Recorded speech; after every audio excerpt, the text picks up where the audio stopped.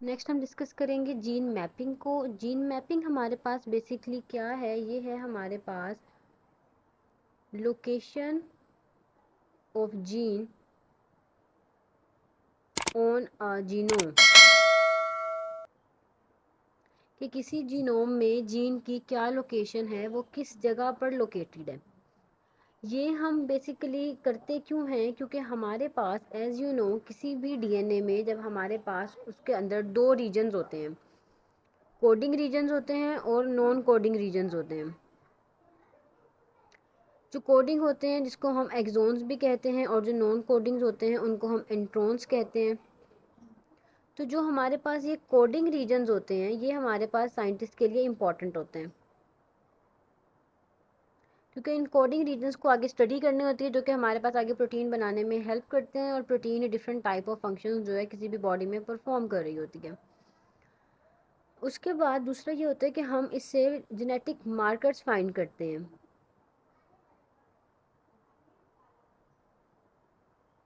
Markers हमारे पास क्या होते हैं, मार्कर्स हमारे पास स्पेसिफिक जीन्स होती हैं जो कि एक्सप्रेस होती हैं, जो कि एक्सप्रेशन शो करती हैं कोई, जिससे हमें किसी बीमारी की, किसी ट्रेट के बारे में पता चल जाता है। जिस तरह फॉर एग्जांपल अगर आई कलर है तो eye colour green, brown, hazel, black, इन सब के पीछे डिफरेंट जीन्स हैं। कितनी जीन होंगी तो आई कलर क्या होगा, कितनी जीन होगी तो आई कलर क्या होगा। इसी तरह किसी के कोई भी जो करेक्टर है हमारे पास, कोई भी ट्रेट है, उसको एक्सप्रेस करने के लिए हमें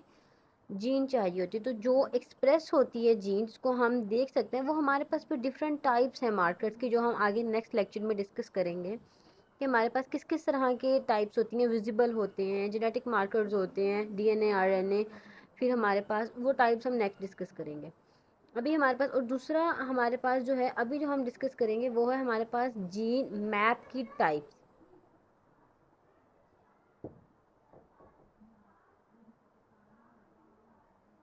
ठीक है, first one we discuss genomic mapping, gene mapping, and the next we are going to discuss type of gene map, कि जीन मैप कितनी टाइप्स का हो सकता है। तो हमारे पास यहाँ पर फिजिकल मैप हो सकता है या फिर जेनेटिक लिंकेज मैप हो सकता है।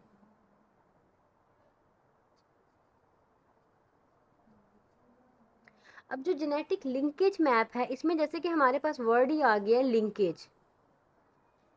तो ये जो है ना हमारे पास लिंकेज ग्रुप्स वो ग्रुप्स होते हैं जो कि इकट्ठे जो है आगे पास ऑन होते हैं,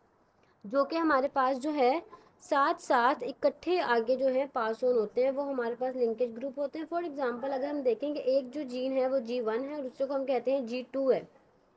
हम इससे जेनेटिक लिंकेज से ये बता सकते हैं कि ये दोनों जीन्स एक दूसरे से कितने फासले पर हैं, कि G1 G2 दूसरे से कितनी क्लोज हैं, या एक दूसरे से कितनी जो है डिस्टेंट है, कितनी दूर है, ये बता सकते हैं हम। ठीक है, लेकिन जो हमारे पास फिजिकल मैपिंग है ये हमें किसी भी जीन की एग्जैक्ट लोकेशन बताती है, कि ये कहाँ पर लोकेट है, एग्जैक्ट बताती है हमें, ये एक्यूरेट होती है, हमें एक्यूरेट वैल्यू देती है, एक्यूरेट पोजीशन बताती है। जो हमारे पास जेनेटिक लिंकेज है ये हमें रिलेटिव जो है आंसर देती है, एक दूसरे से रिलेट कर कर बताती है, एग्जैक्ट नहीं बताती, एक्यूरेट नहीं बता रही कि एक जीन के बारे में, उसको दूसरे से रिलेट कर कर बता रही है। इसीलिए ये हमारे पास जो है एक्यूरेट नहीं कंसीडर की जाती, और फिजिकल मैपिंग जो है हमारे पास ज़्यादा जो है वो रिलायबल समझी जाती है। नेक्स्ट अगर हम डिस्कस करें तो नेक्स्ट हम डिस्कस करेंगे हमारे पास यहाँ पर अब कि हमारे पास मार्कर्स की टाइप्स कितनी हैं,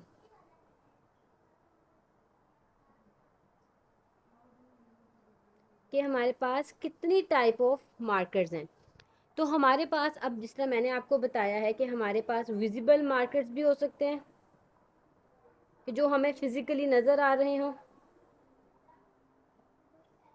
या फिर हमारे पास जो हैं जेनेटिक मार्कर्स हो सकते हैं,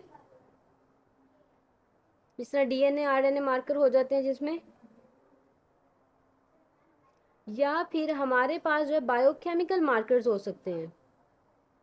इस तरह के ट्रेड जो कि नज़र नहीं आते, जिस तरह हमारे पास HLA है, ह्यूमन ल्यूकोसाइट एंटीजन,